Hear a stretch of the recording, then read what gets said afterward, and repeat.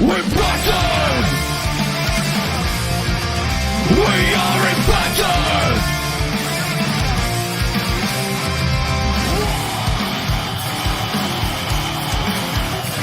We're Bison! We're ready to get up! We want to win! Light the fire of power and make us free! We never break down! We want to win! We are impacted! The best team! Hello and welcome back to TNI-UK Impacted, coming to you live from the Total Nonstop Impact Network on YouTube and, of course, Twitch. I'm your host, Bison. Today I'm joined by, of course, the one and only Joker and, of course, the man simply known as Steve. Hello, fellas. How are we doing? Very good, thank you. How are you? Let's get the 2 sweets in. Let's get them in. Oh yeah, Bullet Club for life and all that. Yeah, 2 sweet, baby. we called it, and that happened. It happened. It happened. How we been going? I know you've had a busy week, Steve, but how's it been for you, Joe? Pretty chaotic with the puppy. So she's been keeping me pretty busy. Been Nearly keeping you didn't make busy it all week. Oh yeah, nearly didn't make it in time. Oh my God, Jesus Christ! Are they with you now? Or are they downstairs? No, they're downstairs at the moment. She can get up the stairs, but she can't get down. So and Sammy's and if Sammy's not with her, he starts acting like a fanny. So Do you know what? Right, I've just realised I haven't switched on my light in the man cave. So talk amongst yourselves. I'll be 2 seconds. where is he? Oh dear. Bison has to be lit up, doesn't he? Oh yeah, we'll need a bit of pyro. Yeah. Who have we got? Oh, we've got There we Courtney go. here. How you doing, Courtney? Yeah. Got anyone else? Anyone else popping in? Not yet, I don't think. Oh Christ! Oh well. Yeah, Courtney, you're in here by yourself at the moment, I think, unless anyone else wants to drop anything else in the comments. There we go. That's better. That's better. You can Oh, see my Paul beautiful Nelson's in. face. Oh, nice to see you, Paul. Nice Oh, to that's see you. good. Now, guys, you will notice that I am back in the cave of manhood, and we've managed to redecorate. I've given the walls a lick of paint, and I've got all the memorabilia up. I got a few bits and bobs, not all of it yet, but a few bits and bobs up there. Hoping to get a few more things over the coming weeks and months. Get them up on the man wall we need the Ted. of the wall of wrestling. Got to get it on there. Ted's in the house. He's perched over there. Oh yes. Ted and he's Darth and the stormtroopers are keeping an eye on him, keeping him in check. So so we're all here, and it's great to be back. This place rules. Hell yeah! It's Bison's Dungeon. Actually, that's what it is, Bison's Dungeon. But anyway, yeah, what a fantastic week. I've been working my butt off trying to get the man cave ready for tonight, and I'm pleased to say it's all happened, and I'm here, so I'm happy with that. I've been out in the garden cutting grass, getting the garden ready for plenty of cookouts, plenty of barbecues. So looking forward to that. I've heard April's going to be a blisterer here in the UK, so I'm looking forward to that. I seriously cannot wait to get the barbecue rocking. I am a big fan of barbecue. Do you like barbecue, Steve? Oh, definitely. Yeah. You can't beat a good barbecue. Talking about stuff like that, you can also beat a great impacted mug available on the Spreadshirt shop if you want to go and get yourself one. Look at that. Hey? Can't beat that sort of stuff. Talking about that. Anyway, so yeah, what's your best thing? Sausages, burgers, steaks? What's your thing? I'm always a sausage person. Sausage burger. Right, you like sausages. What about you, Joe? What's your favourite? If it fits in my mouth, I'll eat it. Is that right? Yeah. Fair enough. I have to say, I think that's pretty much most people. I do love a good grilled steak. I'm not going to lie. A good barbecued steak is where I'm at. Love a bit of that, and of course burgers. You can't beat a good burger either, can you? Let's face the facts. So All good. Nice to see a few people already with us. Like I say, Courtney, Paul's in the house. Nice and early today, Paul. So it's nice to see you, buddy. Normally joins a bit later. Obviously, like I say, we did mention Courtney. Mira's with us as well. He's already saying good afternoon, good evening to us. So, yeah, there you go. Nice to see you, Mir. Thanks for joining us. And I know we'll keep mentioning anybody as they pop in through the show. We will be obviously saying hello to everyone as we always do. For reals. Exactly. But let's get on to some of the news and rumors, some of the things that have been going on over the last week or so with Impact Wrestling. One of the things that they have revealed is that we've got the Ultimate X for the X Division title match competitors revealed now for what is it, the multiverse of matches. So obviously Trey Miguel's going to be in the match because obviously he's the title holder. Rich Swann, Willie Mack, Mike Bailey, Vincent, which I'm pleased to see, and the one I'm very interested in is Jordan Grace. She's obviously representing the Knockouts there, which is interesting. I'm a bit surprised you didn't see a couple of more, as it's like the multiverse of matches. I'm surprised we didn't see a couple of more, like competitors, say from AAA or something, or you imagine some of the luchadors involved in this. Do you know what I mean? Yeah. Or some of the pretty high flying free agents that we got available at the moment. Would have been nice to see a few of them. However, it's still some great competitors in this one.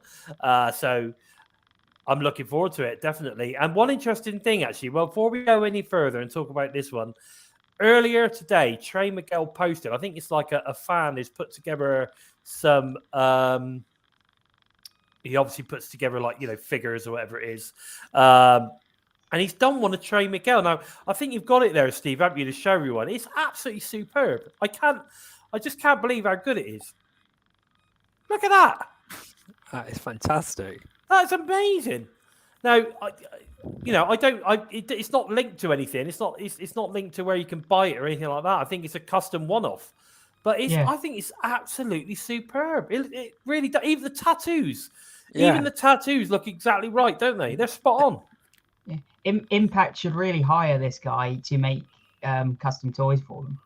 Oh, he's just amazing. Absolutely amazing. I can't believe how good that is. I really can't believe how good that is. That is so good. So whoever done that, fair play to you, my boys. That was fantastic. But yeah. Hey, Gary, nice to see you, buddy. Gary's in the house. And Keith's in the house as well. Oh, it's all coming on now. Hey, it's all coming on now. Anyway. So, what are your thoughts on this match, though, boys? I mean, let's face the fact here. We've got some crack. I mean, Rich Swann. I mean, come on. He's amazing. We've got Willie Mack in there. We also know he's amazing. Mike Bailey, who's just just incredible. What we've seen of him over the past couple of months has been just crazy. Vincent, we've had on the show, friend of the show, Vincent. So it's great to see Vincent involved in this one. And again, we also know that he's no slouch when it comes to the getting involved in the high flying stuff. So that's great to see. And then of course Jordan Grace, who we know, was one of the competitors in the very first Knockouts Ultimate X match. Now she's crazy enough to want another go, but with men.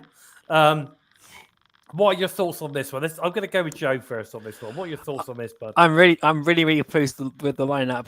I was disappointed that there wasn't other companies involved, but then you think about booking and everything like that, and just who we are right to get in there, and the fact that it's so close to WrestleMania weekend, where every company is going to different WrestleCon events across the Mexico and Canada as well as the US. So yeah, it's who could be free when really is. So it was just a bit more convenient to get everyone from an Impact Wrestling star in. But I'm looking forward to seeing what Mike Bailey can do, because I've watched his match that he had that was on the digital media exclusive from a couple of weeks ago. The last second one he was in, that was incredible. And I've been a huge fan of Mike Bailey from day one. I'm looking forward to seeing what he can do when he's going with Trey Miguel up on top of that structure. I just want to see which one of them is going to jump off first. Yeah. Well, there you go. Yeah. It's funny because I'm more interested in two things. I mean, like we've both said, I was very surprised that we only got Impact talent. But I think when you put that aside, the five talents you have in this match are, you take them. I'm very intrigued to see what we see from Vincent, because while he can do high flying, the Ultimate X is that next step. So I think we will see some crazy maneuvers from him where he takes it to the next level. Because he is a nutter. He is a nutter, isn't he? But while you said Mike Bailey versus Trey Miguel, I'm a little more intrigued with Mike Bailey versus Rich Swann. Yeah.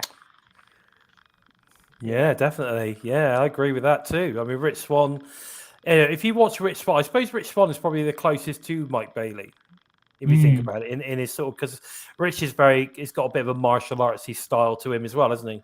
Yeah. So, three of them have, don't they? I mean, Trey has really evolved his style, hasn't he? I wouldn't say it was martial arty though. It's weird because for me, like, because he doesn't, although he does, back kicks and he does kicks and stuff, they're not martial arts style kicks. Whereas, most, you know what I mean? Most of Rich Swann and Mike Bailey's kicks are like really big combination moves. Like they'll hit like 4 or 5 times, or Mike Bailey hit you like 12 times with that standing whatever the hell he does. That roundhouse kick thing he does is fucking incredible. I can watch him do that over and over again on a loop and just not get bored. Yeah, exactly. Can I just say a quick hello to Zach? Nice to see you, buddy. Thanks for joining us. Okay, so we've had that announced, which is absolutely fantastic. One thing that I found interesting was I didn't think this was what it turned out to be, but the Machine Guns, obviously they beat the Bullet Club, but it turns out there's a bit of a rumor going around. It was actually a botch finish. Now I don't know how true this is. That the result is still correct. It was always meant. Machine Guns were always meant to win, but apparently they weren't supposed to win at that point. Which I find really weird because, like, at the end of the day, the match was like 15 minutes long. So how long was it meant to have gone? But I don't know. What are your thoughts on this, guys? Me, I like the way it ended. I think it adds that extra bit of controversy regardless. And if Impact Wrestling know how to play off of mishaps and mistakes and all this sort of thing, so Impact's just going to roll with it now. I think it's going to.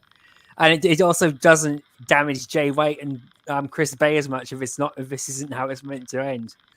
It is now literally a fluke. So according to everybody, it's a fluke. So and now Jay White can use that to really, really bolster his ego up even more. So okay. What about you, Steve? What do you think on this one? Yeah, like you said, I don't see how it was a long match as it was.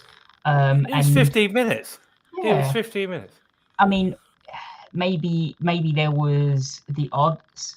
I mean, we can all take botches to mean different things, can't we? It may when they have say it's just a been- botched finish, it wasn't supposed to finish at that point. I think that's what the I mean, it may have just been one of those things where there was one more move that was going to happen, but so anything can happen. But at the end of the day, if it was a botched finish, the finish they gave was perfectly fine. So they worked around it perfectly.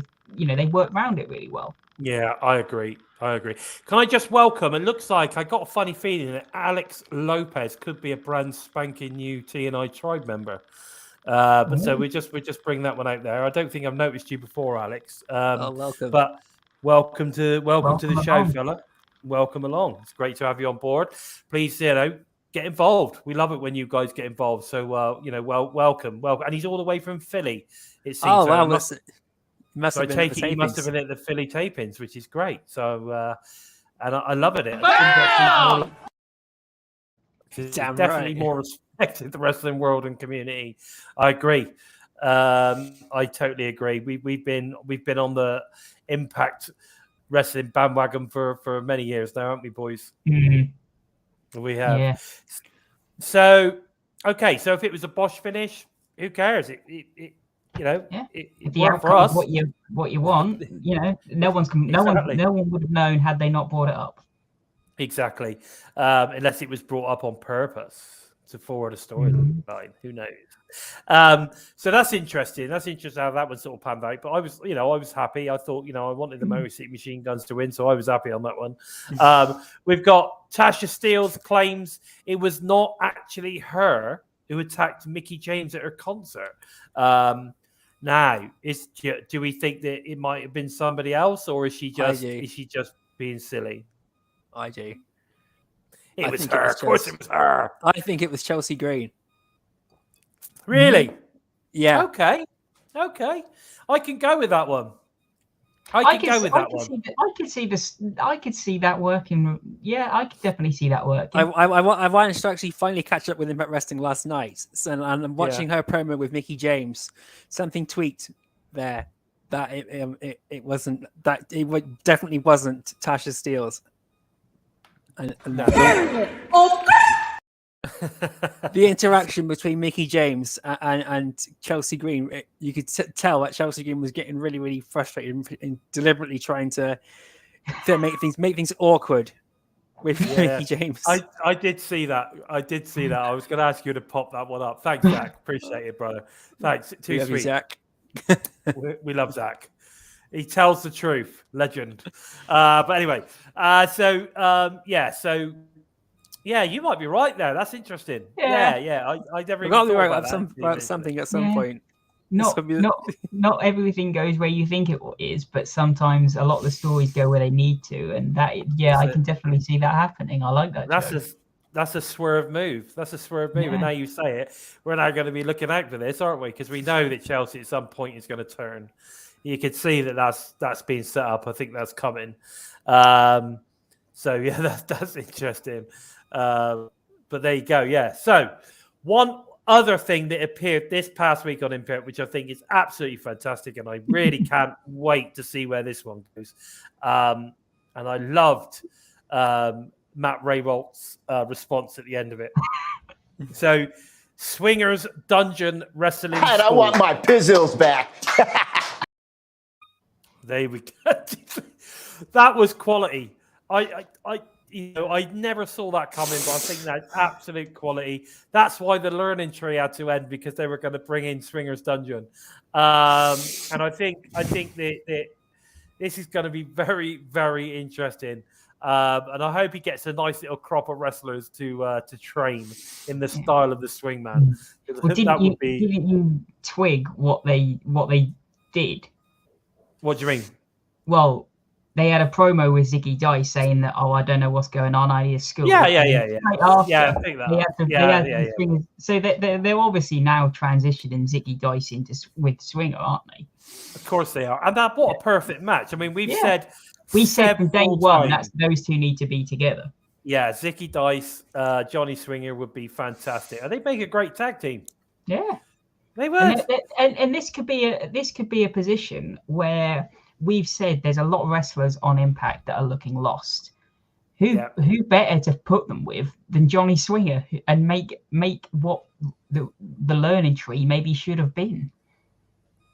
Yeah, maybe you're right. Maybe, or it was sort of kind of like the setup, if you know what I mean. Mm. Can I just say a quick hello to Jay Bone, who's obviously in the chat today. Nice to see you, buddy. Good luck with your special thing a little bit later. We're fully behind you. We know you're going to do a fantastic job, bud. We know you're going to do a fantastic job. So everyone will find out what I'm talking about very soon. So it's good. I think, I like it. Zach, the outlandish Swingers. There's so many combinations we could come up with that. I mean, my favorite sort of kind of like comic act when it comes to tag teams from the past is always the Rock and Sock connection.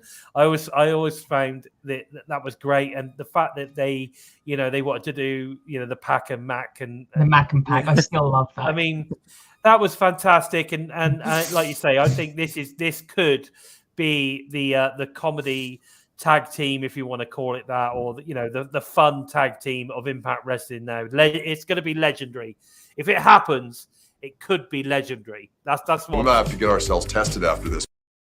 We certainly are. So yeah, it's going to be great.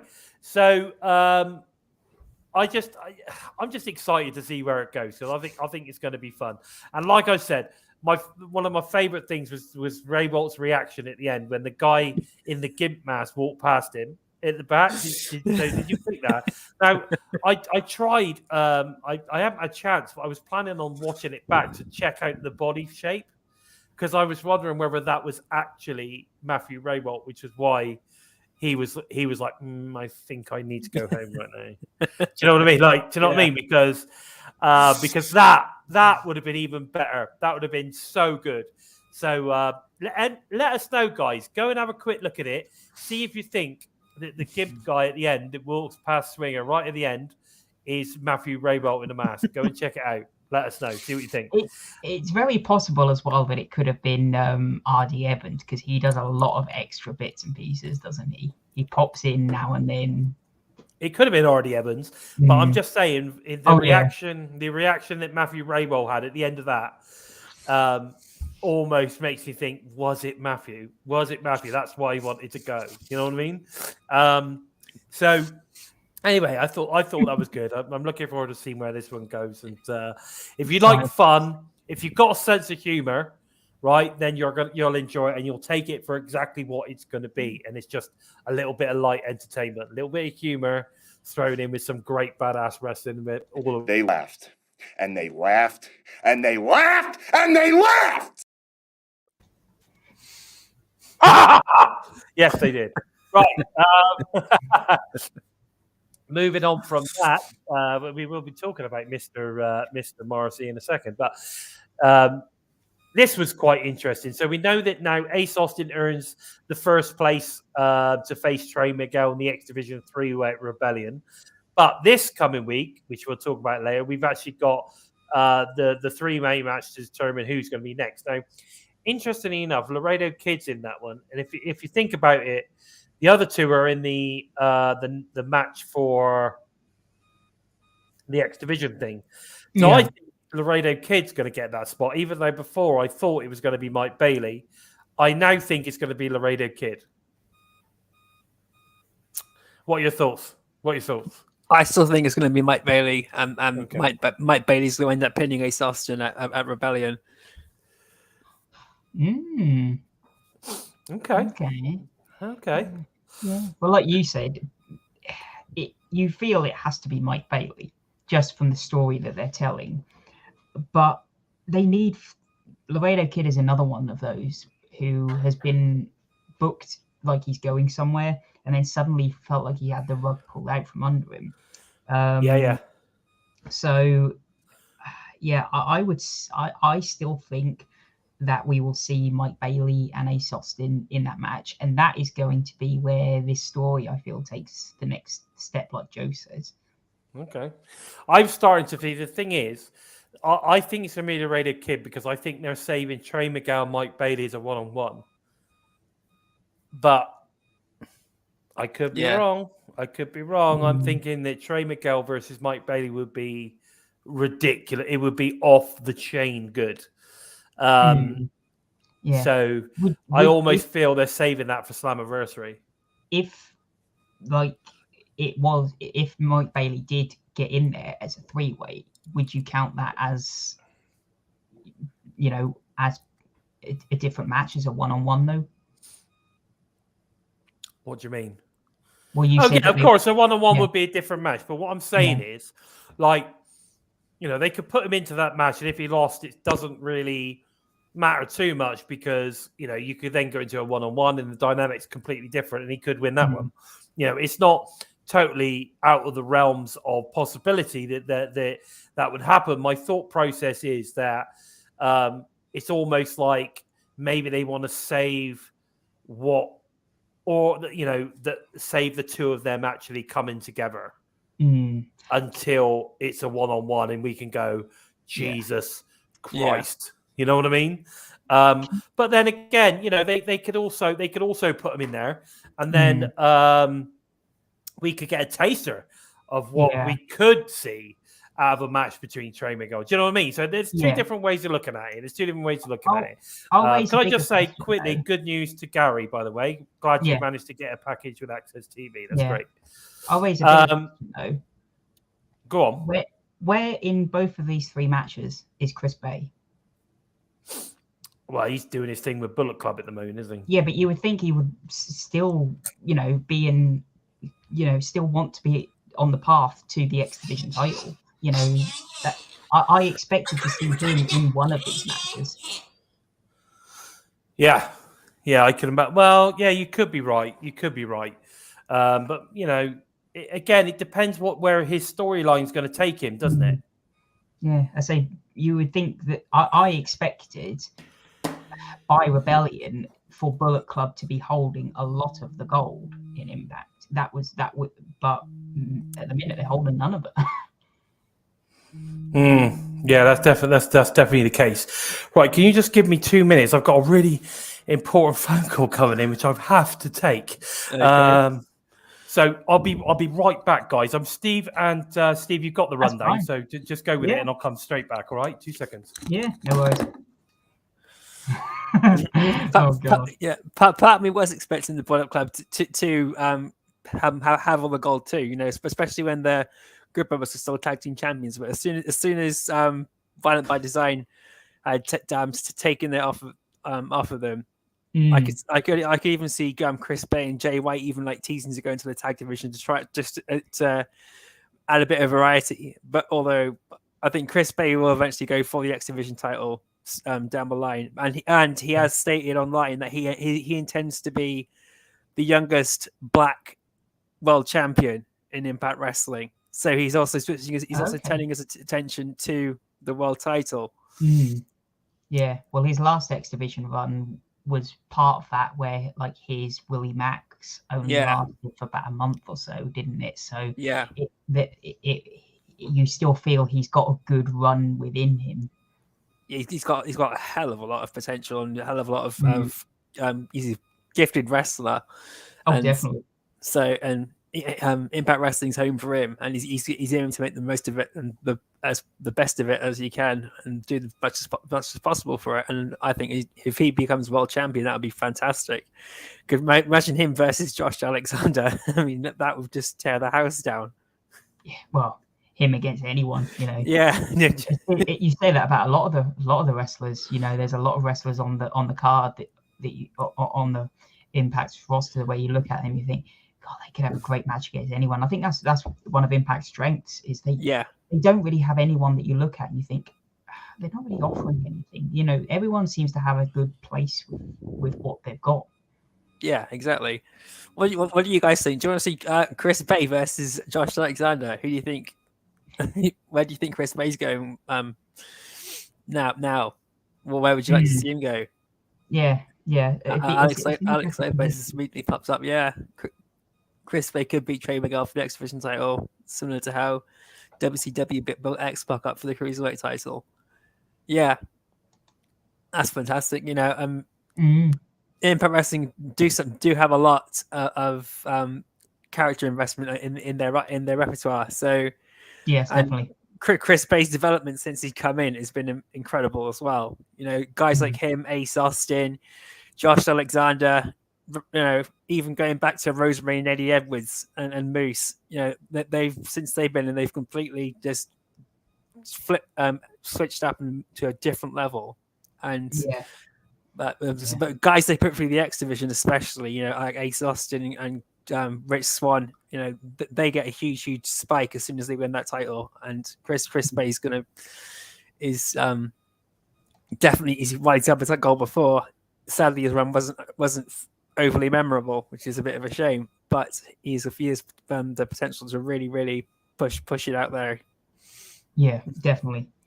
Yeah, and I say, well, I mean, you've got other members as well, haven't you? That like we saw, was it last week? Larry D popped back up. So you have members who sort of move on, but then pop back up again. I know that was like Larry D's local, in his local area, so it was probably just for that set of tapings, one off. But you never know, the door is always open, that everyone leaves on good terms. Yeah. I'm very impressed with Larry D's appearance. He looks fantastic, and he's really Brinda Gujar is amazing too. So yeah, Yeah. You can see why they held off on him for so long to get him Yeah. ready for now. But yeah, and Larry as well. You know, with him coming back, you wonder why they didn't do this with him sooner. Because Yeah. you know, this Larry was always there, but we never saw it. Yeah. But yeah, it's like I say, I hope we see him back, because I don't feel like we ever saw him properly. No, yeah, Larry D had a lot to offer, and I even wanted to see him go through the X division like Josh Alexander had done. You know, to have another big guy in the X division, or even just to even AC Romero could have done something more with the tier 2, but sadly, yeah, Gary Vikingo, give us Vikingo. Yes. I've been dying to see Vikingo back since that match with Josh Alexander, and he's absolutely phenomenal. If we could bring him in, that would be amazing. That would have been one guy I would like to have seen in the Ultimate X match at the Multiverse matches, if they could have got guys from Mexico up, or even Black Teresa in the match would have been interesting too. Yeah, because I mean, I was talking to Bison about this previously. Like, for me, Decay really don't feel like they're offering too much on Impact lately, so they need to really build like Black Teresa as well. Because I think Steve has got another match on this week, and you just don't expect Decay in any match now to win. No, sadly, it's frustrating me a bit, because I'm such a huge fan of all of them. Yeah, like you feel a little bit more with the knockouts, like Rosemary and Havoc, because they kind of need tag teams more.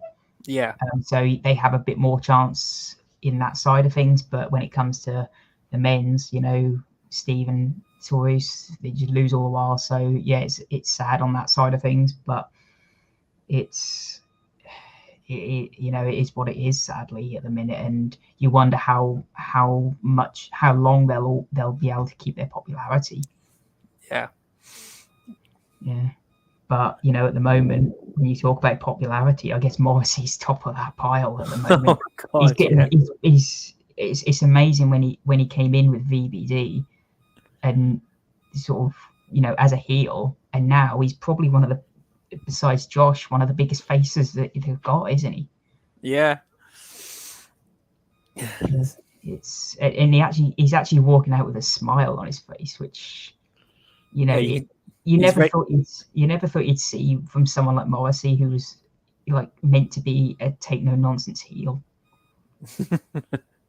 He just came in so stone faced and angry, and now all that aggression is just being held back for Brian Myers, really. Because every time he gets a chance to get Brian Myers, he's off, and we're hoping to see some. I can't wait to see him versus Myers. That's going to be good. It's a bit of a shame though, because I love Myers doing his commentary. Yeah.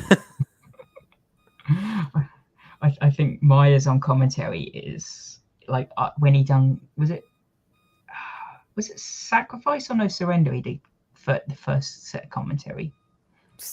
No Surrender, I think. No Surrender, yeah. When he done that, I was like, because everyone used to always praise Don Callis for commentary. Yeah. I was like, I think I found my new Don Callis, because Myers was absolutely amazing on commentary.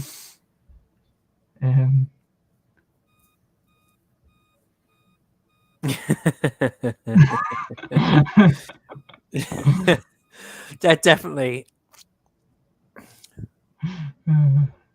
Yeah. Right. Yeah. You got the notes there. What's the next point before we sit here with this dead air for too long? Yeah. Nah. But Bison's gone out down the pub. Yeah. he's left us here. Yeah. But no, it's what was it? Yeah, and he was saying about apparently we've got birthday wishes out to Matt Taven. Oh yes. So, yeah, happy birthday to the Honor No More's Matt Taven, or Matt Taven, sorry. That's one of those you have to think twice before saying, isn't it, Matt Taven? Yeah. Well, then of course we're English, so we don't speak properly. Yes. Yeah, that's always one of those where It's our God-given right not to speak properly, even though we. Yeah, happy birthday to Matt Taven, and yeah. that was one hell of a match he had against Josh Alexander. So he's making a huge impression too, and him and Mike Bennett, I'm looking forward to seeing what they can do. And oh, definitely. If they're not in the 8-team tag at Rebellion, I would be stunned. Yeah, I think we're going to see them in that. I think we're going to see all the potential teams in this Lumberjack match as well, who are going to be there. So that gives us a nice idea if he's there. So I'm pretty sure Mike Bennett and Matt Taven will be there. And when Bison come back, it'd be interesting to try and predict the 8 teams. Yeah. Yeah, but no, it's because I had a little go trying to predict, and it's actually more difficult than you think trying to predict 8 teams, because there's a couple of teams that you can predict, but you think, like for example, the Guns, but would they be involved in a separate thing with Jay White and Chris Bay?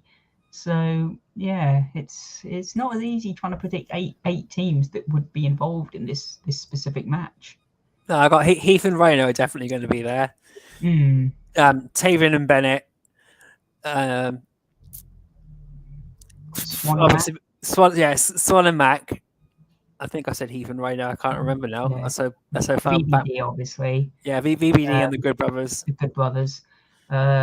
You assume Decay. Yeah, fingers crossed. You have to assume some form of like Raj Singh and maybe Shearer, maybe. Yeah, I think he's. There's rumors that Shearer's come back as well. Yeah, and then maybe from what we've been talking about, what is it, Swinger and Swinger and Ziggy Dice. So that's 8. Yeah, I'll chuck them in there. Yeah, I mean, if one of those teams do like drop out, then you've always got Fin Juice maybe that can drop in. Yeah, that's the one that everyone's really wants to see come back, and me too.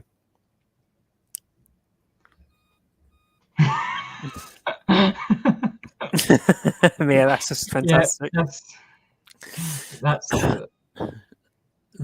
I'm surprised no one said Bison's call lasted longer than Trent's marriage. Yeah, where's Zach? Where's oh, let me go. Just Gary's just said it as soon as I'd finished. Great minds almost think of like, just I haven't got a great mind. Mine's just a blip. Oh dear. But no, I say that's definitely going to be a hell of a match come Rebellion. And yeah, obviously, you know, last week we saw a hell of a match with the Honors Open Challenge, didn't we? Yes. Yeah. That was a fantastic match. Yeah. Gutted for Lady Frost, but obviously Diana Praza wasn't going to lose this match. But I was so gutted that Lady Frost got the pin, not Giselle Shaw. Yeah. You kind of expected Frost to take the pin, didn't you? Yeah. But I don't think either knockout looked weak in this. They both looked they both came out of this looking strong. Yeah, everyone came out looking strong. The way it finished just shows that Diana Praza will knock you out when you least expect it, and so you got to be on your A game the entire time, and definitely. And the match was fantastic. I was a huge fan of Lady Frost. Just part of me just wanted to punch with my phone. Yeah, but she's got the her open challenge, hasn't she, for the multiverse of matches? So you have to feel that'll be when we see the first sort of biggish surprise happen. Yeah. It definitely feels like it's being built up for Rebellion, but I think we'll see a big surprise happen then as well. Yeah, where I think it's going with Deonna Purrazzo is seeing as Tony Khan has bought out AEW and Britt Baker has lost the AEW Women's Championship to Thunder Rosa. Britt Baker's going to come out and face Deonna Purrazzo and take the Ring of Honor Women's Championship, and then hopefully we'll get Ty Valkyrie versus Deonna Purrazzo Rebellion, because Ty Valkyrie's already called out Deonna Purrazzo. Yeah, that definitely feels where it's going with that one, and in a way they'll be 1-on-1 then, won't they? Yeah. So yeah, the Ring of Honor one is definitely interesting because, as someone said, every match that Deonna has, does it have to go through TK right now because it's technically a Ring of Honor match?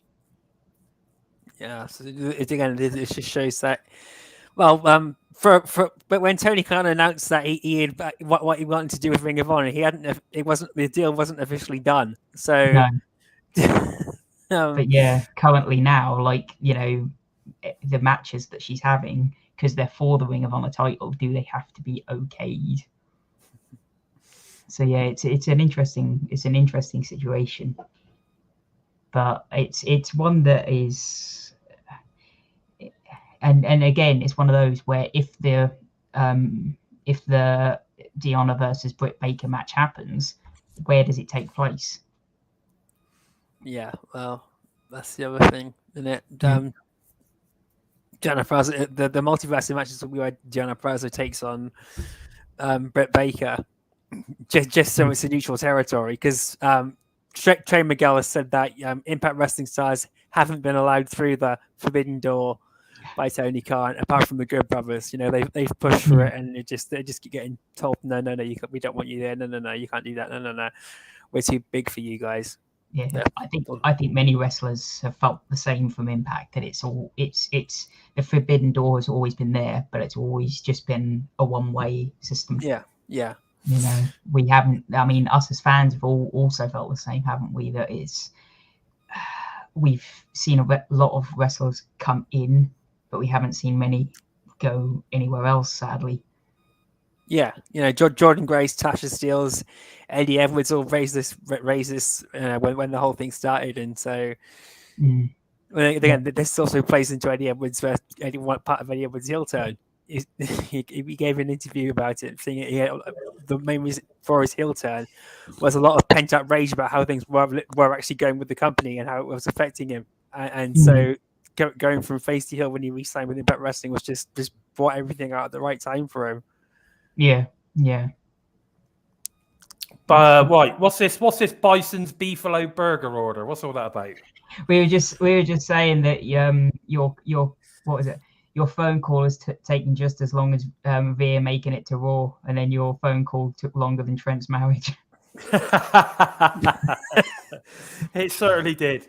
Yeah. I'm sorry guys. It was quite an important phone call. I had to take that to do with regards to the beautiful Boomer Bison there. I had to deal with that family stuff. Yeah. So where did we get to, guys? Where did we get to? We've done Happy Birthday to Matt Taven and all that. Oh yeah, we've got all the way down to the Scott and Gail. Oh yeah, how cool was that? Yeah. So they were getting to I believe the Preston and Steve show is the local morning show in Philadelphia. So it was fantastic to see that they're now getting stuck into local media promotion. I think that's the key.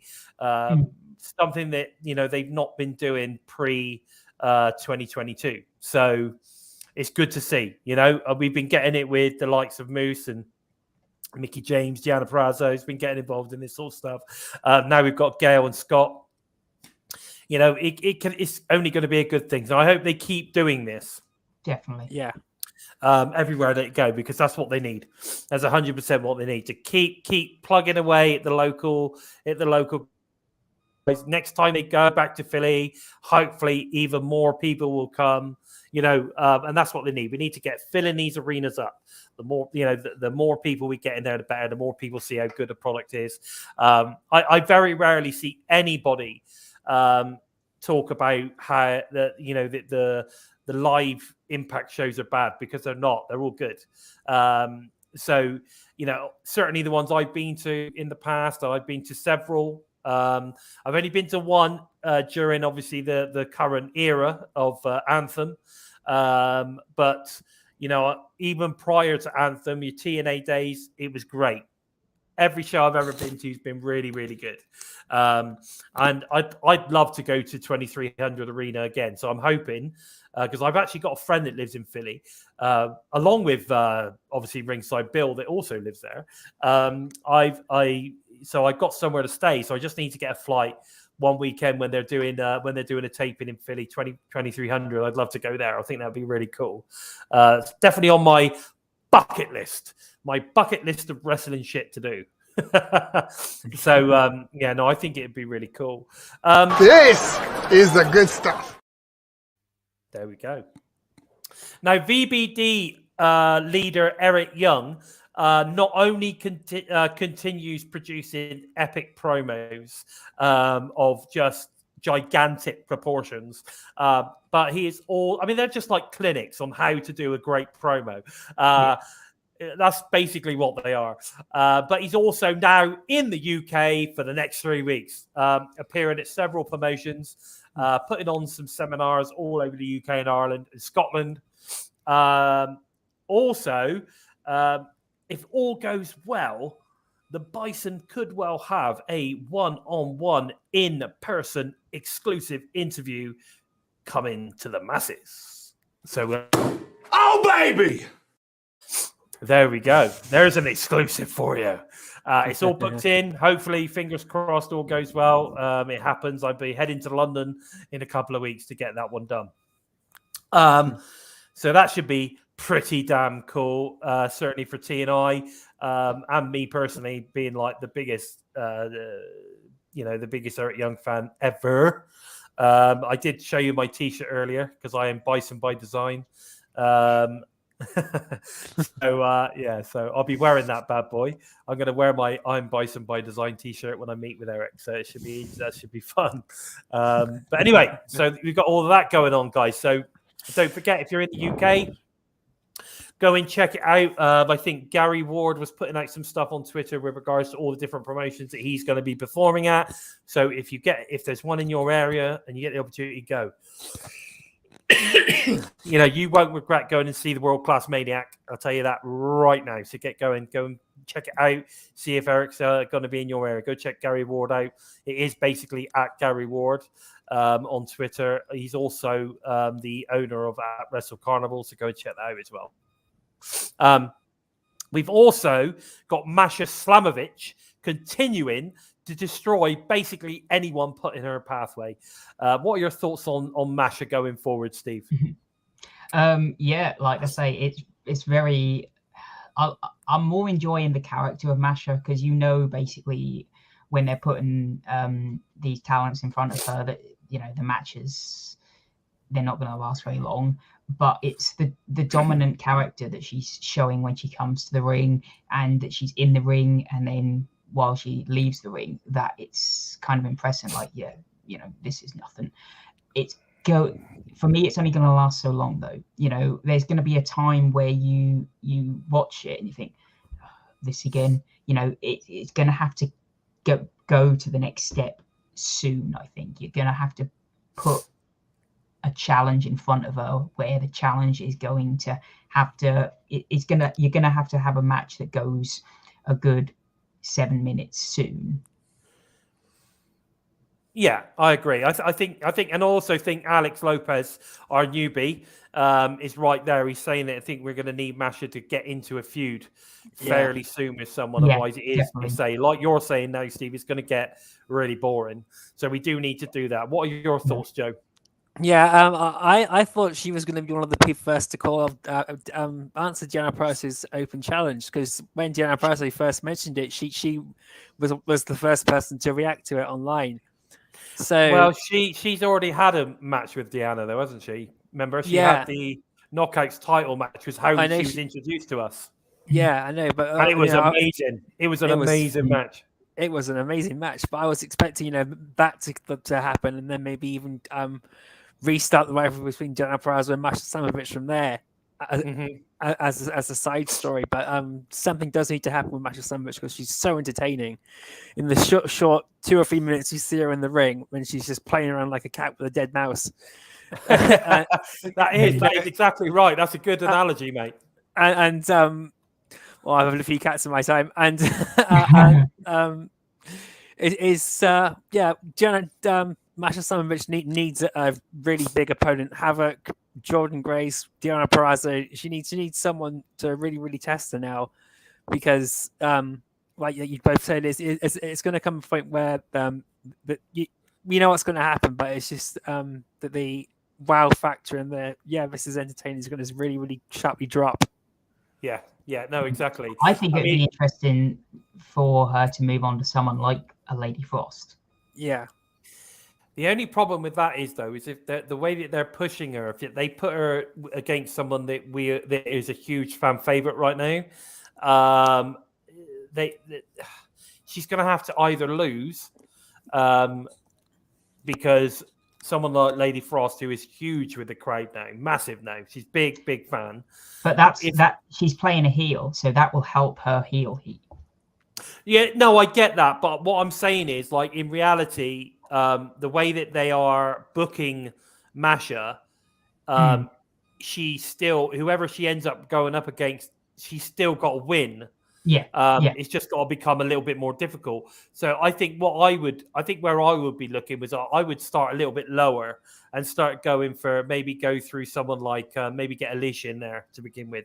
Alicia Edwards is very hardcore, so you could get her in. You could get her in regardless of whether she's small or big. She's fast, right? I think Alicia could give her a little bit of a match, even if it's a little bit of offense in there. It doesn't necessarily need to be. Oh, look at that! There you go. Start her off with someone like Alicia Edwards. There you go. But she is quick. She's hardcore. So you could get her in there to give her a bit of a longer match. Give her a bit more of a test, get a bit more out of her, and then work her way up a little bit more. Maybe we'll see it get to the point where Masha will say, look, this is getting too easy, I'll have an open challenge, and Lish answers it. Maybe you got Lish. Someone else who I think, like, once you've gone through Lish, I would say you need to test her against someone like Savannah Evans. Yeah. Savannah is in the same category for me as Masha, where something, she's at a stage, but she needs to take it to the next stage.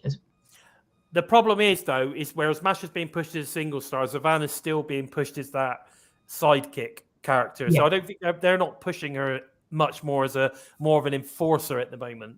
Yeah, so Savannah Evans is like Madman Fulton at the moment, basically. Exactly. That's what Savannah Evans. She's the female version of Madman Fulton. That's exactly right.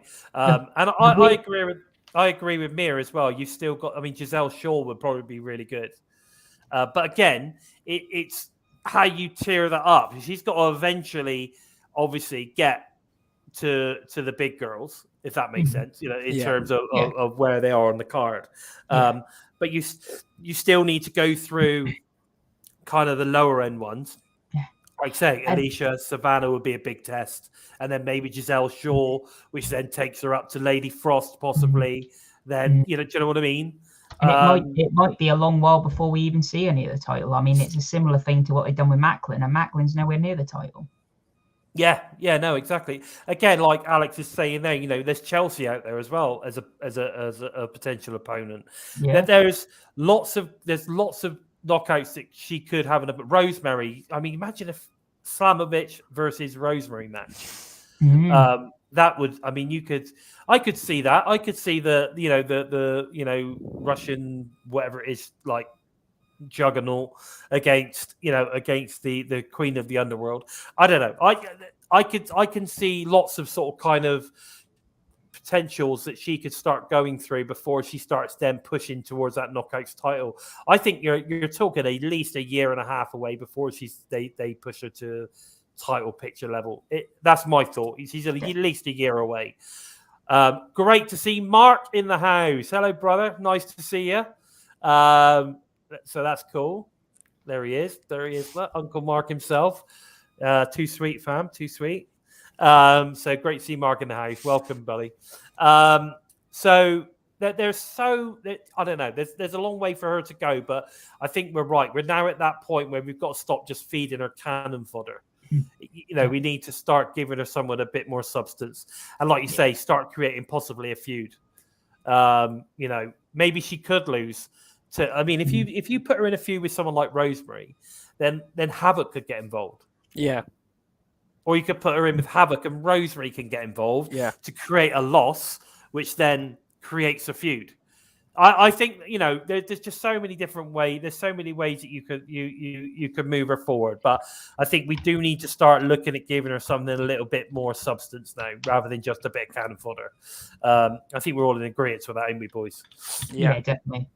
Right. Okay. So something else I wanted to mention as well. I meant to grab them for you and send you a link to it, Steve, but I completely forgot. But there were some pictures released of the crowd of at the 2300 Arena, and I have to say the crowd looked pretty good. It looked like it was standing room only. I don't know whether it was, but there was a lot of people in that building. Let's move to Alex. We know that Alex was in the was at the 2300 Arena. He's just been talking about that. What was the crowd like? Let us know because the pictures look fantastic. I've seen some of the pictures. It looks packed. Yeah. Can you hear that? No? Let me turn it up for you. Yeah. And then people say no one goes to watch Impact Wrestling. Oh, the assholes out there. And then you look at those pictures and you think, well, do they? Yeah, exactly. Yeah. I mean, there had to be 1,000 people there. For me, there was definitely 1,000 people there, if not more. So and they were absolutely. You could see that they were loving it. There was people. You could see people with their arms up, and they were jumping up and down. You could see signs. People with their mouths open, so they were obviously shouting like, "Ah!" There was people were having fun.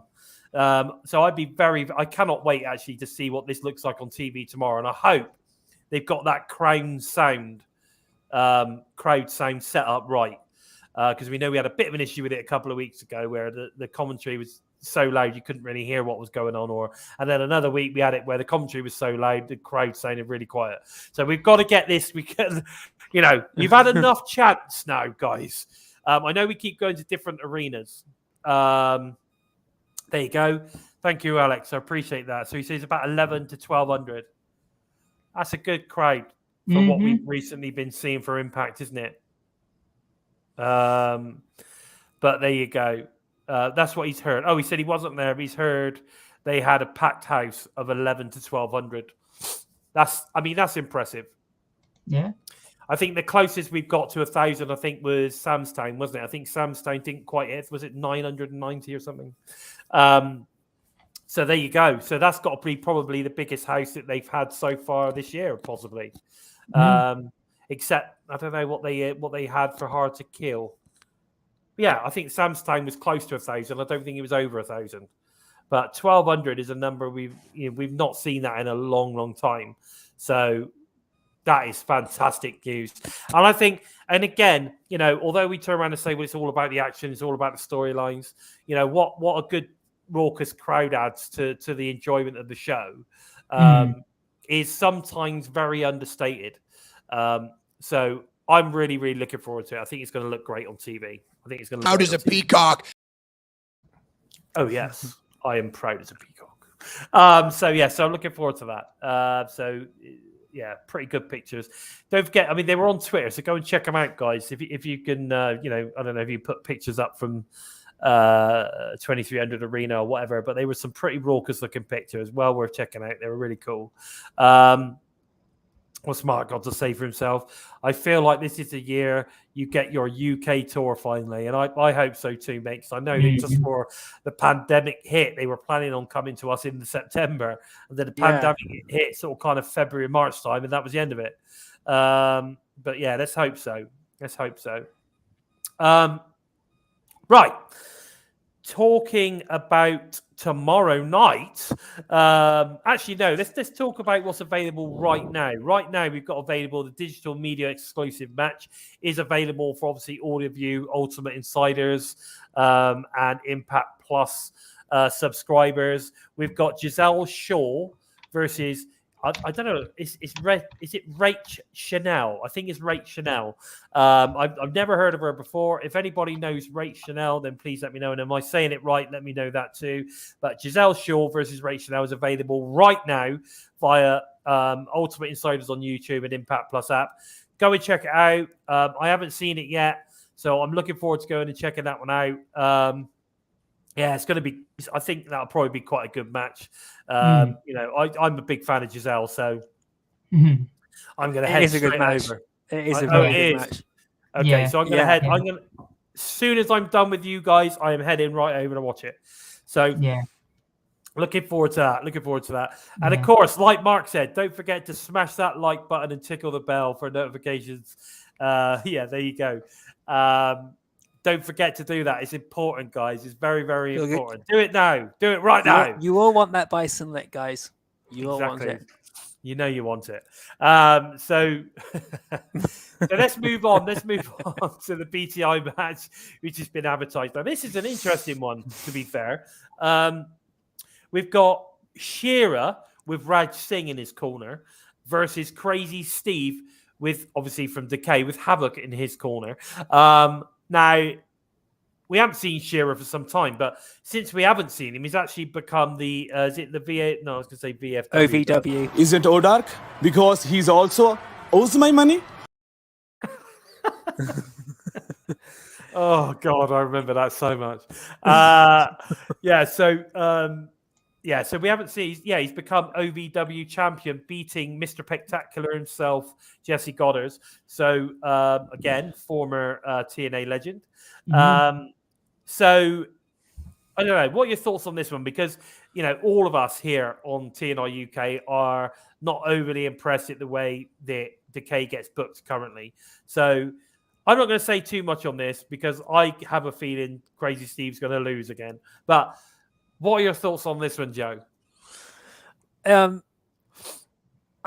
got a bit mixed reaction to it. I'm just more looking forward to seeing Crazy Steve just in the ring again because I'm just enjoy the entrance so much. The rest of whatever happens afterwards really can't bring me down too much.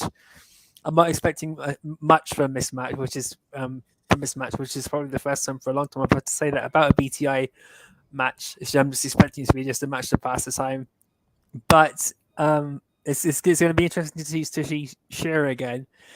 Maybe with the belt that title around his waist, maybe not. But to see how different he looks now compared to when he was last with Impact Wrestling. And it's always good to see Havoc at ringside. And Crazy Steve's an absolute legend. Crazy Steve's amazing, regardless. No opinion on wrestling. I don't really care much for him. He's probably one of the guys that he just doesn't interest me at the moment. So I'm more looking forward to seeing Bahinder Gujar finally spear him and then send him on his way. Yeah, no. I totally agree with that. I mean, we all know that crazy. I mean, for us, this match is all about Crazy Steve and Decay. At the end of the day, I mean, one thing's for sure, and I think Steve agree with this, that we're going to get. What we're doing is these BTI matches, we get a good 10, 15 minutes to see, what Shearer can really do. Most of the time, we don't get him when he comes in. He's more in the sort of tends to be in quite short matches, so we don't really get to see too much of him. We know that he has improved a little bit. His English has improved, so his mic time is better than it has been previously, which is good news. It's interesting seeing with Raj Singh, which sort of kind of the Desi Hit Squad thing. Connection is obviously still alive, and of course, what we have been seeing is Raj trying to get Burpinder Gujar into sort of kind of like the fold, shall it were? Is it going to be Desi Hit Squad or is it just a new sort of kind of faction of Indian guys? I don't know. In the moment, Gujar doesn't seem too interested, but who knows? Maybe now we've got Shearer sort of back in the fray. maybe there could two people trying to convince the guy to come in, or they just beat the shit out of him. I don't know. We get a feud. I don't know which way it's going to go. I agree with Mark there. Yeah, it feels like they don't really know what direction to put him in. That's the trouble. And I'll agree that every time Shearer has returned, he has improved. Like the first time he was here, he was very green, and then he came back and he improved, and then he went again, and then he came back and then he improved. So I'm intrigued to see how he looks this time, because like I say, every time he comes back, he does look better than he did previously. But it's one of those things where how many times do you have to go away and come back to improve? But like we've said, I mean, me and Joe said earlier, we're assuming that this is going to turn into a team of Shearer and Raj for the 8-man tag team at Rebellion. Yeah, that's a possibility. Yeah. But again, it's coming at a cost of a team that you already have in Decay. Not necessarily, because you could still have Stephen Taurus in there. Oh, you can, but yeah, some of the names that we were throwing out there, it could be there. We had Rich Swann and Willie Mack. Obviously, Heath and Rhino are definitely going to be there. Maybe even Finn Juice if we're lucky. So guys like Crazy Stephen Black, Taurus, or Raj Singh and Shearer would be bottom of the barrel, and you pick one or the other. That's the route Decay's going at the moment, which is. Or could we see? I mean, as we're going to see the Briscoes, for instance, at the Universe of Matches or whatever, could we see the Briscoes turn up for this tournament? That would be interesting too. It's possible, but when you look at Impact, they do have enough tag teams. They do. I think they do. I think you're right. And the reality is, they just need to use them better. They just need to use them better. That's my thoughts on it. But anyway, that's going away from Shearer, Raj Singh, and Crazy Steve. So, but interestingly enough, I think it'd be interesting to see how this one goes. Let's see how this one goes. So we then move on. We've got Impact Wrestling set obviously tomorrow night, which is going to be at the 2300 Arena. Really looking forward to seeing this one. I just can't wait to see the crowd and everything. It's going to be great. So we've got, first of all, we've got advertised the X Division implications for a Rebellion match. Obviously the winner of this three-way goes into that three-way match at Rebellion for the X Division title. We've got Laredo Kid, Willie Mack versus Mike Bailey. Now, at the end of the day, it's like, for me, I think Laredo Kid's going to win it. I still think Laredo Kid's going to win it. I think they made it really obvious with the way Ace Austin was talking to Mike Bailey that it was Mike Bailey. So they're going to throw a curveball in here, and it's going to be Laredo Kid. I'm still sticking with Mike Bailey, and I'm still sticking with Mike Bailey going on to pinning Ace Austin to become the X Division champion. So it doesn't damage Trey Miguel and pisses off Ace Austin, and we get this rivalry with Ace Austin and Mike Bailey. I look like a young boy to you. I love that one. What are your thoughts on this one, Steve? Yeah, like you said, it realistically it should be Laredo Kid because he was on such a run earlier in the year. But I'm with Joe. I think that you're going to see Ace Austin and Mike Bailey in that match, and you're going to really see the next. And I really don't know who's going to come out of that match. I can see Trey retaining and maybe even pinning Mike Bailey, and then Ace saying, "Look, without me, you got pinned. We need to work together more," kind of thing. Or it can be one of Ace winning and saying, "Look, I won it. You weren't good enough. We still need to stick together." Or Mike Bailey can win it. It can go one or three ways.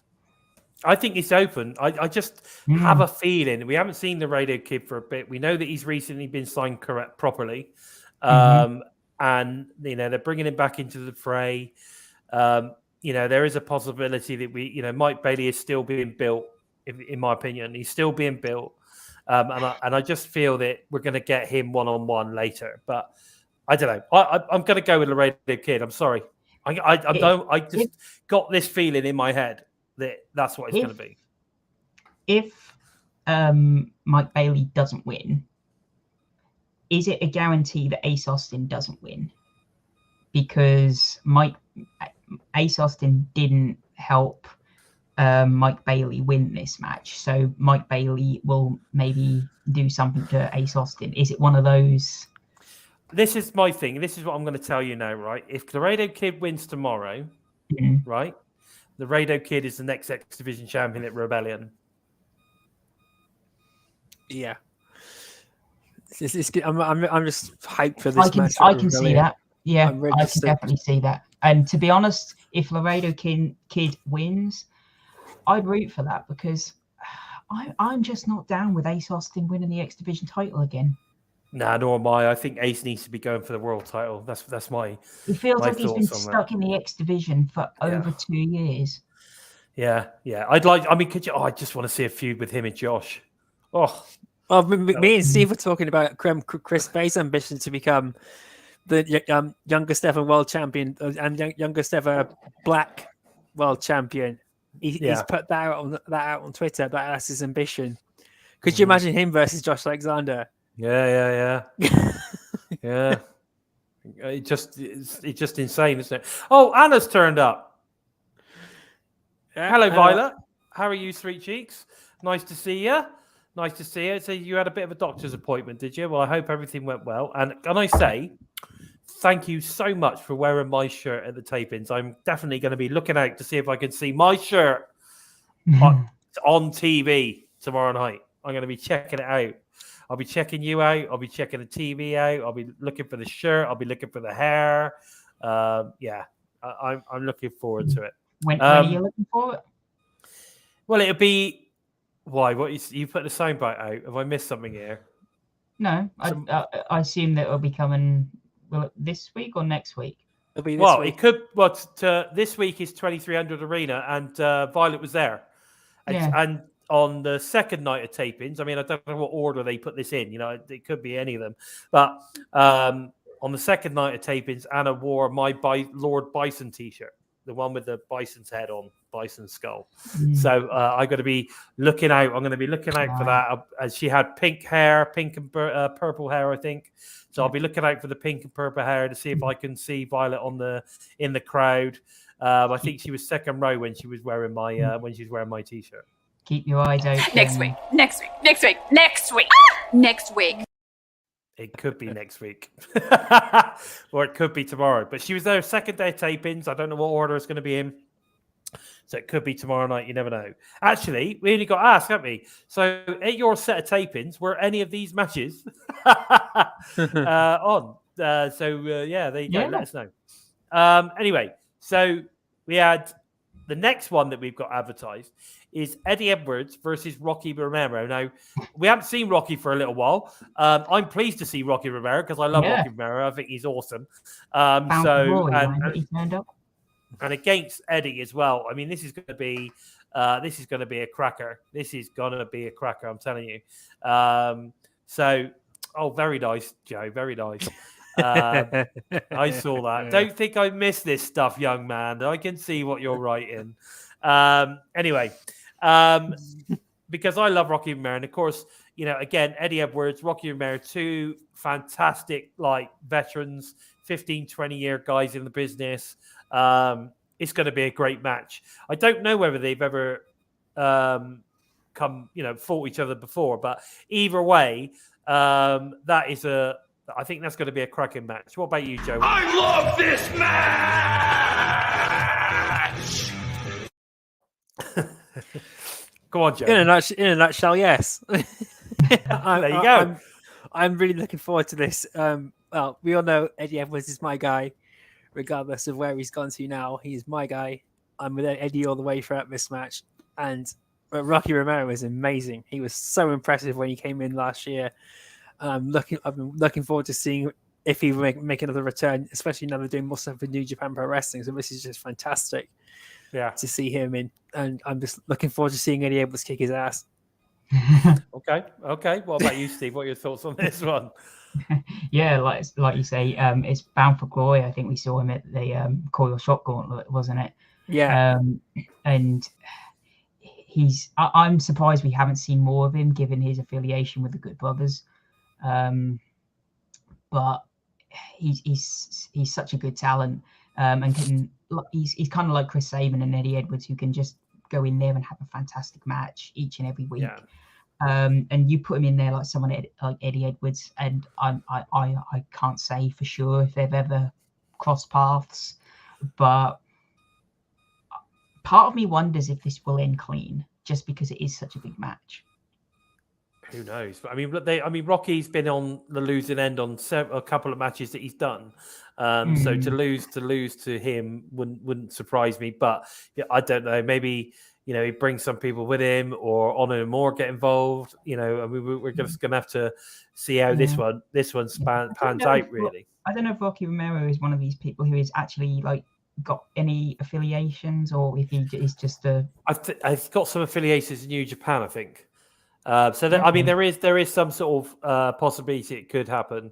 But do you know who else I'd like to see? And we haven't seen it on Impact. It may have happened elsewhere, but I'd like to see Chris Sabin versus Rocky Romero, or Alex Shelley versus Rocky Romero. Yeah, because I think that would be insane. Chris Sabin versus Rocky Romero happened, didn't it, on Impact? I don't know. That's what I'm saying. Yes, I can't remember. Did it happen? Yes, it happened after Bound for Glory. After Bound for Glory, Chris Sabin had a pop at him, and it was. I don't know why. For some reason, I thought that was Chris Bay. No, it's Chris Sabin. Okay, Chris Sabin. Well, Chris Bay would be another one. Yeah, Chris Bay would be another one. Thinking about it, that would be awesome. But Alex Shelley then would be a hell of a match. I think hell of a match. We've then got that Josh Alexander is going to be addressing the shocking actions of Moose on last week's Impact Wrestling, where, of course, at the end, we had Moose delivering his signed contract for the match at Rebellion to Josh's house, where he sort of kind of did an incredible heel move of sort of kind of like telling Jet, I think it was Jet, that he wanted him to deliver a message to his dad. That sort of stuff I thought was pretty cool. So it's going to be interesting what Josh has to say, but I can imagine that he's going to start losing his track on his emotions, as we like to say. So I'm sure he's going to get a bit annoyed. I don't know whether to say congratulations or I'm sorry. Yeah, or I think he may be coming after Moose. Maybe for, I don't know what's going to happen, but either way, this is going to be probably exciting. That son of a bitch. That's what it is. What else? Got anything to say on this, boys? Jade's reaction to it and playing along with it afterwards online was pretty funny. So the way she's been taunting Moose with Josh Alexander delivering that C4 spike to him when he came back, and then taunting him after he come to her house and delivered all this. So she's playing into this really, really well. I think something it's going to get really personal, this rivalry, before we get to Rebellion. Okay. What about you, Steve? Yeah, there's more to come from this, and like the contract signing thing is getting quite redundant. You know what's going to happen before both men come to the ring. So this was a very, very interesting way to go about it, and it didn't go overboard for me. Moose could have done more when he went to Josh's house, but he kept it very, very simple.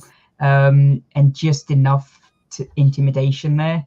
Yeah, that's what it was. It was just quiet intimidation. Yeah. To begin with, when I watched it, I was like, "That's all he done," But then the second time I watched it, I was like, "That's perfect. That's all he needed to do."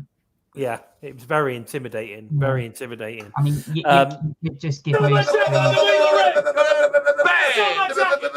what?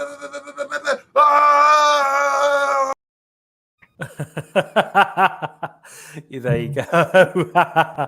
So next on the card, we've got Tasha Steelz versus Mickie James in the street fight for the Knockouts title. Now, this is where we all think that Chelsea's going to turn on Mickie James, don't we? Yes. I think this is going to happen. I'm very convinced that's going to happen. And the fact that when we were talking earlier, you brought up the whole it was actually Chelsea attacking Mickey under that hoodie and not Tasha. That now sort of kind of makes sense. I'm down with this now. I'm totally down with this now. I think that's what's going to happen. What do you think, Steve?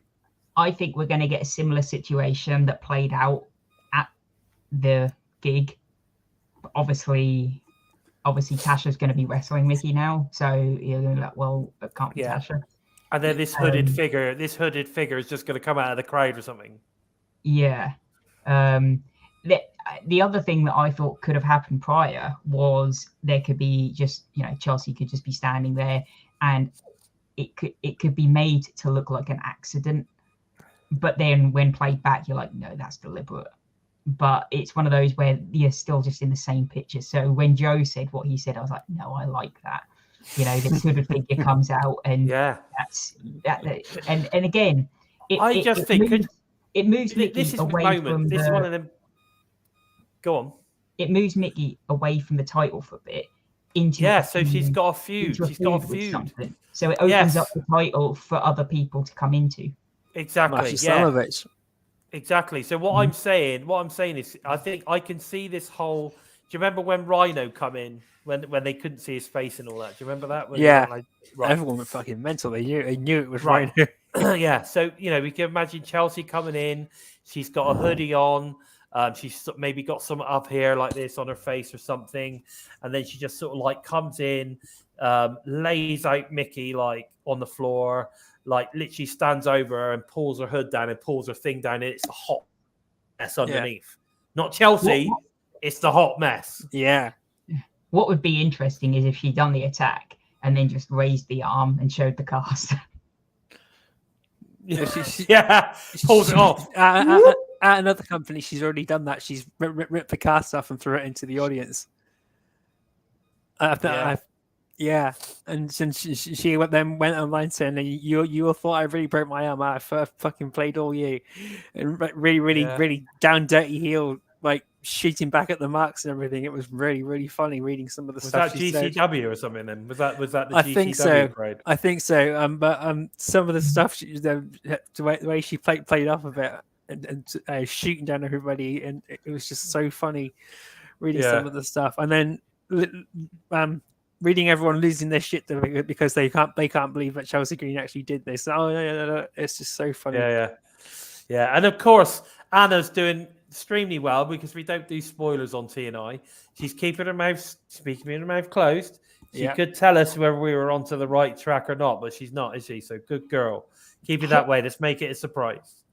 Do you think look, assuming that we, what happens?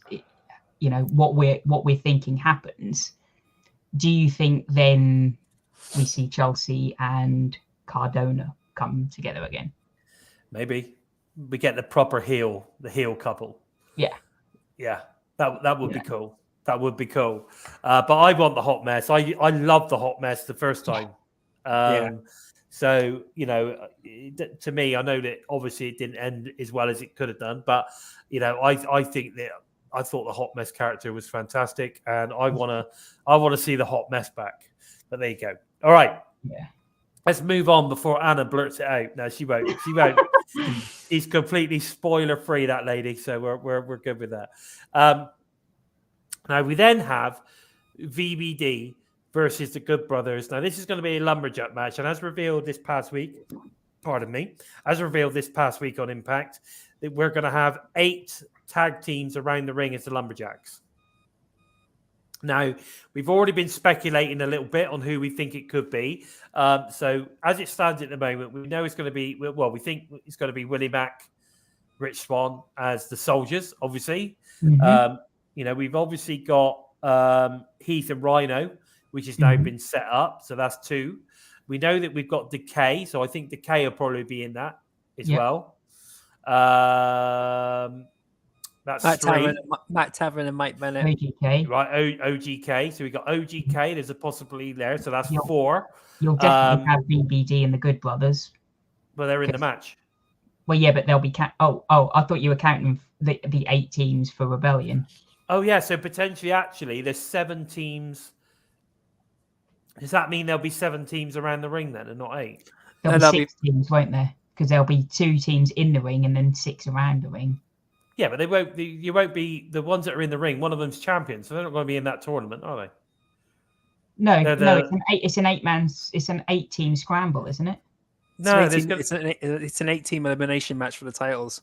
Oh, yeah, but the way I understood it was I thought that it would be the champions and 8 teams vying for it. That's the way I understood it. Yeah, that's what I thought. I thought it was going to be 8 teams vying for that, but not all in one match. I thought there was going to be. It's like a tournament thing. There'd be matches like 4 on one side, 4 on the other. That's how they do it. Leading up to Rebellion, and then the winner of that faces the champions. I thought it was all 8 on one show. No, I don't think. Well, unless they do it on a show, they might do it on a show. They could, but it's still a tournament. They could have, like, say, 4 on this side, 4 on that side. So you get 1, 2, 3, 4 matches. Then you get 1, 2, and then you get your final. But they could do it over 2 weeks. Yeah. You know what I mean? They could have 4. They could have 4 teams on 1 week, which leads them like, the winner of that one. Then they go through that one to produce the who's going to be in the final, and then the next week they could have the other 4, and then the week after that they could have the final, couldn't they? Do you know what I mean? Like, I don't know. There's definitely there's definitely ways that it could be done, but I certainly believe that there's 8 actual teams. So that's why I'm thinking. Finjuice is a possibility. And like I say, OGK, Decay, possibly Raj and Shearer. Yeah. We were talking about earlier. Swinger and Ziggy Dice. Swinger and Ziggy Dice could be an option. And of course, you've also. We know Swinger and Ziggy Dice are an option. We're talking options, aren't we? But what about if they brought the Briscoes in? That could be an option as well, couldn't it? Just to spice it up that little bit more. Either way, I think VBD are going to win. I think they're going to win. They're going to walk away with their titles intact. So I'm hoping that if that is the case, that Eric's brought his title with him for the next 3 weeks. That would be quite cool to see him with it, with his title in tow. But we'll have to see. I mean, what are your thoughts, Steve? Yeah, like. It's definitely going to be the fact that we're unsure on the rules of the match is still a bit of a iffiness. I thought it may run a bit like how that X Division Triple Threat Revolver match ran. That's how I kind of felt that the match may run. You'd have 4 teams in there. As soon as a team got eliminated, then you'd have another team come out, kind of thing. But okay, maybe. I mean, I'm not saying it's not going to be like that. I was just assuming it was a tournament. They haven't really explained it too well yet. I guess we'll have to wait and see. Yeah, but I'm looking forward to this, and it's going to really showcase Impact. That Impact do have a tag team division. For me, I would love to see Violent by Design win, and they should win because they definitely need a good year this year. The only team I think have a chance of winning are Heath and Rhino, given that they are starting to build them up, and obviously Rhino does have a connection with VBD and has the, if he is the one to beat VBD, then and Heath as well, if they're able to take on VBD and beat them, that is a feel good factor for both of them over a team that took both of them out. So that is the only downside I can see with that single team. Yeah. Okay, what about you, Joe? What do you think? Yeah, I'm looking forward to seeing what the outcome of this is. And like Steve said, I think out of all the teams they have, the ones who really should be going for the titles at Rebellion, it should come down to Violent by Design versus Heath and Rhino. I think we don't need the Good Brothers in as the big guys against the Violent by Design. Now we've had that, and Heath and Rhino. This is the route they were hopefully going down way back. And during Rhino's match with Steve Macklin, Matthew Raywald and Tom Hannafin were reminding everyone about Violent by Design and Rhino's past quite a lot. So I think it is going to come down to Violent by Design versus Heath and Rhino. Oh, there we go. So As just put what Mir set up, just to clarify it. So this is what Mir thinks it is. So Bison's the winner of the Lumberjack match, will defend the tag team titles in an 8-team elimination challenge. Yeah, that's what I thought. And then So we'll have 8 teams how that in the match plays out is going to be. That's going to be an absolute clusterfuck. Yeah, I think it is going to be like you said, Steve. There'll be like 2 teams in the match. One team gets eliminated, and the next team comes out. Just so it's easier to follow. But all is one big match, so it'll be like a 20-minute match, say, and then have a 8. That seems crazy. That seems crazy. Yeah. I do hope that they do it as like a 4 corners match, though. Yeah, with 4 teams in, because then you'll have one. Then you won't have as many teams coming out, and one-on-one matches, can sometimes go on longer than 4. It's easier to eliminate a team when there's 4 teams in there. Yeah. I mean, I have to be honest. I think that's going to be a clusterfuck. I'm not. If that's how they're going to do it, to me that sounds insane. I could be wrong, and it happens, and it'd be absolutely amazing. And the following week when we review it, we'll be like, "Oh my god, that was the best thing ever." But it's a good just way sounds of like a clusterfuck to me. It's a good way of showcasing Impact do actually have a good tag team division, though. Yeah, but you could do that with a tournament. I don't know. Yeah, but the tournament only showcases 2 teams on the pay-per-view. So you've showcased all the teams leading up to it. Yeah, I mean, like to win a tag team title is tag team against tag team. That's the way it should be. Surely. I still maintain one of my favourite matches, and I think it was Sacrifice 2008, was a tag team gauntlet. And it was just a gauntlet match, but every member in there were 20 participants and 10 tag teams, and they just came in one member at a time, and then when their tag team partner came out, they could be a tag team. But when it came down to the final 2 members, their partners could come out, and it would just be a normal tag team match. And I'm stunned that they have never ever done that again. Done a tag team. I'm not gonna dismiss the idea. Hey, maybe that is what we're getting. Tag team gauntlet, yeah, which is exactly what we're saying. That's what an 8-team challenge is. Elimination challenge is, isn't it? It's basically a tag team gauntlet. Yeah. I think that is one of the best match. And I would suggest anyone to go back and watch that. I think AJ Styles and Tomko won it in the end. It was a great match. Sacrifice 2008, I think it was. Okay, well, I'm definitely going to go and check that out. And I'm just, like I said, I'm just a little bit shocked that it would have been that. I'm just totally shocked. I really am. Anyway, carry on, guys. I'm just going on mute. I'll keep going. I know. Sorry about that. I don't think we've got too much left, have we? Well, what's next on the card? I think that was the last match. Oh, does Josh Alexander not got a match this week, or is it not? No, so he was just going to address what happened with Moose. I don't know if Jay still in the chat, but he needs to get his backside over to Simon because they're waiting for him. Simon's just rang me, so if you're listening, Jay, you need to get yourself over to Simon. Hang on, I'm just going to message him direct. Carry on, guys. Carry on. Yeah. Well, we're pretty much there now. Then. Are we pretty much there? Yeah. Yeah. Okay.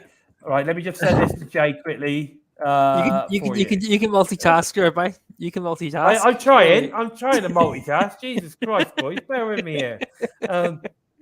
Oh dear. Anyone would think that I was like the leader of TNI or something. Anyway, there is absolutely garbage in here, which I'm not. I might add, which I am not. But there you go. Anyway, please don't forget to head over to the TNI Patreon for exclusive extra content when you sign up, and also make sure you watch tomorrow night's TNI Flagcheck Impact live review directly after the show, as aired on Twitch and YouTube. Also, all TNI shows are available for all you listen on the go fans as audio only via SoundCloud, Spotify, iTunes, iHeartRadio, just basically wherever you listen to your favorite shows. Make sure you go and check it out on the, if you prefer listening on the go as opposed to watching our beautiful faces. Anyway, where can we find you on the socials, Joe? Right. You can follow me on Twitter at JokeEmptySpace. Jump over to WrestleBuddy.com, look for their Impact content, and you might find one or two of my stuff in their archive somewhere. Or if you want to follow me on Facebook, look for #EmptySpace, The Void, or if you fancy to tickle your taste buds and your sense of humor, #Daily Giggle. Check it out with an open mind, and you just might keep your sanity. Okay, buddy. What about you, Steve? Where can we find you, my friend? You can find me over on Twitter at SimplySteve311 for everything Impact Wrestling related. Or if you fancy reading any Impact Wrestling articles, head over to WrestleBuddy.com under the Impact Wrestling banner. I pop a new one out every Thursday, so I'll have a new one coming out tomorrow. Okay, fantastic.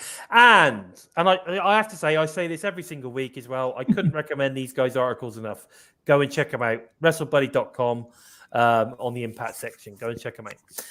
Okay, and if you're interested in finding out a little bit more on the Bison, then go and check me out on Twitter at LordBison45. I'm doing really well on my follows at the moment, so please feel free to follow me if you haven't already. And of course, if you haven't followed the We Talk Impact, Total Nonstop Impact Twitter, that is at We Talk Impact. So go and check them out as well. Obviously, loads of Impact stuff gets released via our Twitter on there as well. So please take the time to help us out by moving up the rankings on YouTube, by giving us a thumbs up. And if you're new and you like what you've seen, like we had a new guy, Alex, who popped in to see us all the way from Philadelphia, which was fantastic. Make sure you click that subscribe button. It's the big red one that says subscribe on it. Make sure that you hit that one, and don't forget to give the bell a tickle, a squeeze, or even a smash to never miss any of the great content coming out each and every single week from TNI UK and, of course, the US teams. Don't forget to head over to the don't forget, if you want to support TNI, whether that be TNI UK or obviously the TNI US, head over to our Spreadshirt store where you could get fantastic products like this. Hey, look at that. Hey, how cool is that? Yeah, you can get all these fantastic things. I must admit, my tea tastes so much better in an impacted TNI UK mug. Definitely worth checking those out, as well as T-shirts, hoodies, basically anything you want is there. And you could customize it yourself, which is pretty cool too. But anyway, so head over to that store, go and check that one out. All the information is down below in the description. Also, we've got our ProWrestlingTees.com/Total Nonstop Impact shirt store as well, where you can go and get some of our great shirts on there. Thank you to people like Courtney Violet. I know that Lakers, who's not around at the minute, but Lakers watches the show, even though he didn't join us today, which is very disappointing. He promised me he would. I spoke to him yesterday. He said, I'll be there, Bison. I promise you I will be there. And he's not. He's let me down. But anyway, make sure that you go and check those out as well. But anyway, with all that said, I've been Bison. They have been the one and only Simply Steve and the one and only Joker. And this has been episode 75 of Impacted. Take care, everyone. We're Bison! We are Impacted!